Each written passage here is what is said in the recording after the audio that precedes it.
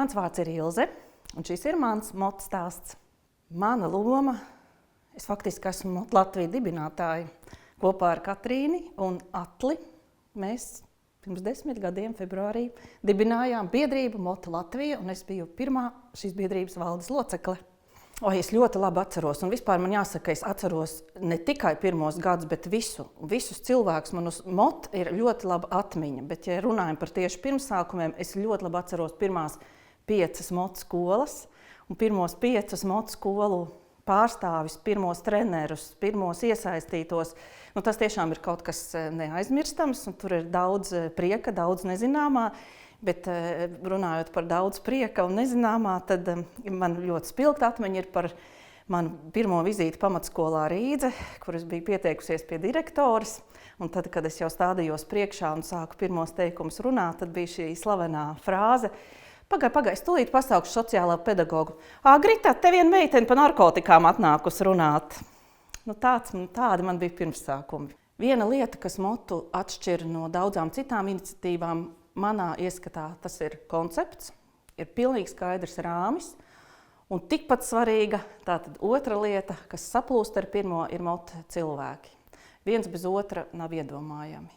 Kā koncepts un cilvēki. Man personīgi tas nozīmē ļoti, ļoti daudz. Tas nozīmē, ka tas viss padarītais, visi lielie izaicinājumi nav bijuši velti, bet tieši pretēji, ka tie no tādas mazas sniega pikas šajā februārī ir pārvērtušies patiešām lielos, ne tikai sniega vīros, bet pat sniega pilīs un nocietinājumos. Un par to man ir milzīgs prieks un lepnums.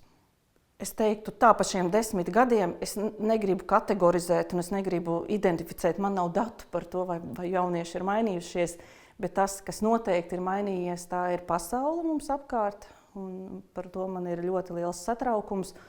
Un motu sakarā man šķiet, ka ir vēl jo svarīgāk kā visus šos gadus iepriekš motu klātbūtne skolās pie jauniešiem. Tagad tieši šajos laikos, kad šķiet, ka mēs kā tāda maza sauliņa vērtībās balstīti cilvēki, kas tic labajam, kas tic skaistām cēlām, idejām, sapņiem, cilvēcībai, drosmei rūpēties, drosmei pateikt nē, ka mums ir tādi citi smagsvari, ka mums kāds ar lielu buldozeru brauc pāri un saka, nē, pasaulē valda vara, nav svarīgi, nekam īstenībā citam nav nozīmes, kā tikai varai un faktiski tādai lielai necilvēcībai. Un man šķiet, ka šeit ir ļoti, ļoti svarīgi būt pie jauniešiem un uzstājīgi viņiem atgādināt, ka mēs esam par cilvēcību un tādā foršā vidē daudz patīkamāk dzīvot, daudz drošāk dzīvot.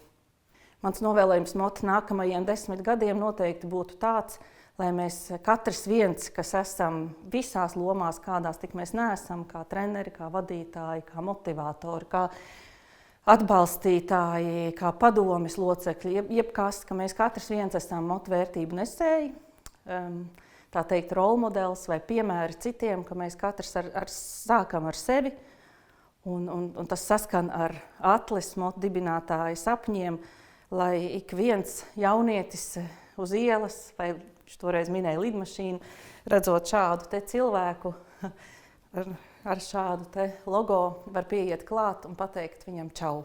Un zinās, ka viņš noteikti saņems sirsnīgu un foršu atbildi. Tā kā turamies. Drosme man nozīmē iespēju dzīvot labāku dzīvi.